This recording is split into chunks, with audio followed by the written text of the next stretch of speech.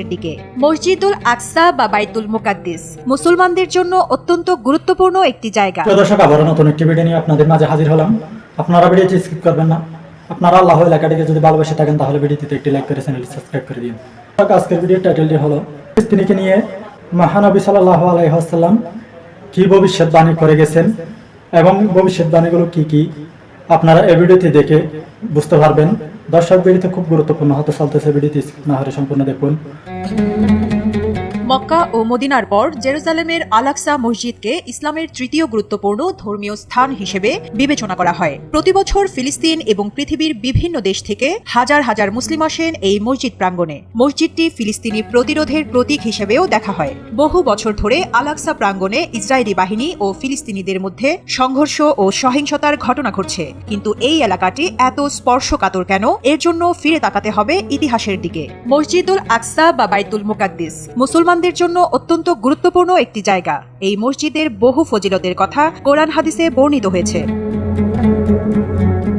ফিলিস্তিনের মসজিদুল আকসা হল মুসলিমদের প্রথম কিবলা, যার দিকে মুখ করে রাসূলুল্লাহ সাল্লাল্লাহু আলাইহি ওয়াসাল্লাম ও সাহাবীরা 10 বছর নামাজ আদায় করেছেন। সূরা বাকারায় এ ব্যাপারে বর্ণনা রয়েছে।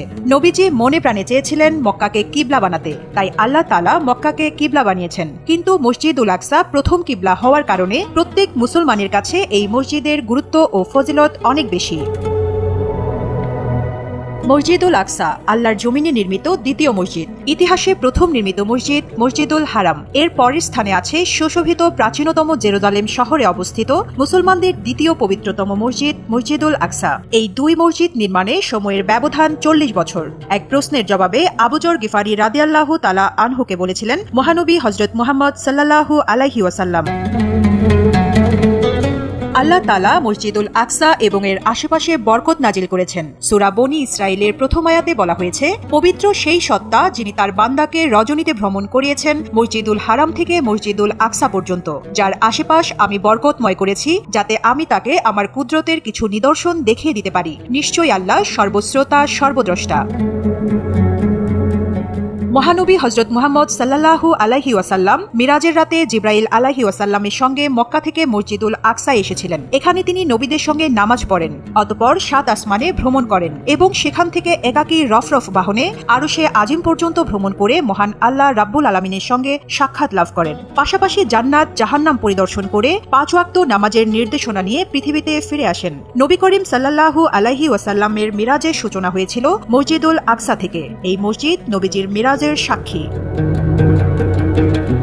হযরত মুসা আলাইহি ওয়াসাল্লাম দোয়া করেছিলেন মসজিদুল আকসার পাশে তার কবর হোক। সহিহ বুখারীতে বর্ণিত আছে, বহু নবী রাসূলের কবর আছে বাইতুল মুকাদ্দিসের আশেপাশে। আল্লাহর একজন নবী এই মসজিদের কাছাকাছি শায়িত হওয়ার জন্য দোয়া করেছিলেন। সেখান থেকে এই মসজিদের গুরুত্ব ও ফজিলত পরিষ্কারভাবে ফুটে ওঠে।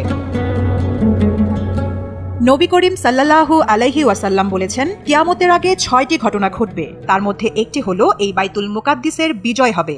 বাইতুল মুকাদ্দিস মুসলমানদের হাতে আসবে। ওমর রাদিয়াল্লাহু তাআলা আনহুর যুগে এটা মুসলমানদের হাতে এসেছিল, পরে আবার হাত ছাড়া হয়, এখন আবার মুসলমানদের হাতে এসেছে। মুসলমানরা এখানে সালাত আদায় করেন, কিন্তু ইহুদিরা জোরপূর্বক সেই পবিত্র স্থান ও তার আশেপাশের এলাকা ঘিরে রেখেছে। কিন্তু কিয়ামতের আগে আবার আল আকসা বিজয় করবে মুসলিমরা। আল আকসা মসজিদে সফর করা জায়েজ আছে সওয়াবের উদ্দেশ্যে। পৃথিবীর কোন মসজিদ বা কবরে দূর থেকে সওয়াবের উদ্দেশ্যে সফর করার নিয়ম নেই, কিন্তু সওয়াবের উদ্দেশ্যে সফর করা জায়েজ আছে 3টি মসজিদে, মসজিদুল হারাম, মসজিদে নববী এবং আল আকসা। এই মসজিদে সফরকারীকে আল্লাহ বিশেষ সওয়াব দান করে থাকেন। মসজিদুল আকসায় নামাজ আদায় করলে আল্লাহ তাআলা তার সওয়াব 500 গুণ বাড়িয়ে দেন। এই মসজিদে কেউ 1 রাকাত সালাত আদায় করলে তার 500 রাকাত সালাত আদায়ের সমান সওয়াব আল্লাহ তাআলা লিখে দেন। আল আকসা মসজিদে যারা সালাত আদায় করবেন, আল্লাহর নবী হযরত মুহাম্মদ সাল্লাল্লাহু আলাইহি ওয়াসাল্লাম তাদের জন্য দোয়া করে গেছেন। আব্দুল্লাহ ইবনু আমর রাদিয়াল্লাহু তাআলা আনহু থেকে বর্ণিত, রাসূলুল্লাহ সাল্লাল্লাহু আলাইহি ওয়াসাল্লাম বলেন, যখন সুলাইমান ইবনু দাউদ বাইতুল মুকাদ্দিসের নির্মাণ কাজ সম্পন্ন করলেন, তখন তিনি আল্লাহর কাছে 3টি বিষয়ে প্রার্থনা করলেন, তার মতো শাসন ক্ষমতা এবং এমন রাজত্ব যা তারপরে কাউকে প্রদান করা হবে না, এবং সালাত আদায়ে একনিষ্ঠ মনে উক্ত মসজিদে আগমনকারীর পাপ মোচন করে তার জন্মের দিনের মতো নিষ্পাপ করার করার প্রার্থনা করেছেন। নবীজি সাল্লাল্লাহু আলাইহি ওয়াসাল্লাম বললেন, আল্লাহ তার আবেদনের ভিত্তিতে তাকে দুটি প্রদান করেছেন, তৃতীয়টিও কবুল করবেন বলে প্রত্যাশা করছি। সুনানে ইবনু মাজাহ, হাদিস 1479।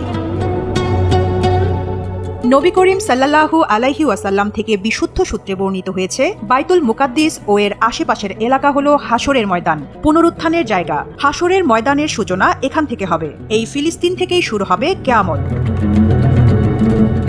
দর্শক, ভিডিওতে দেখে আপনাদের কেমন লেগেছে আপনাদের মতামত কমেন্ট বক্সে জানিয়ে দিবেন, কেননা আপনাদের মতামত দেখে পরবর্তী ভিডিও নিয়ে আসবো। দর্শক, তাহলে আজকের মতো ভিডিওটি শেষ করলাম। দেখা হবে পরবর্তী ভিডিওতে।